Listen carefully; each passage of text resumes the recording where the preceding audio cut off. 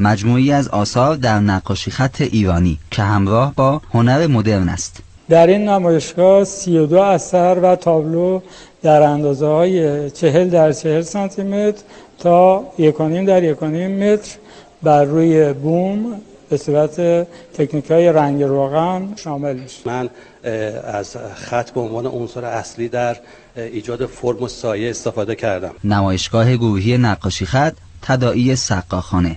با تکنیک ترکیب مواد سعی کردم در واقع لایه‌های در واقع این سنت رو به تصویر بکشم. نمایشگاهی که با تلفیق عناصر مدرن به کارگیری فرم در خطوط نستعلیق سعی کرده آثار قابل توجهی را برای مخاطبانش به تصویر بکشد. 2 تا مضمون من تو این 2 تا کار الان دارم. یکی مرغ بسم الله و فلسفه پرواز در فرهنگ و هنر ایران و اسلام. در نمایشگاه گروهی نقاشی خط تداعی سقاخانه شاهد تلفیق حروف و نقش‌مایه‌های ایرانی و اسلامی هستیم که باعث انتقال معنی کلمات می‌شوند.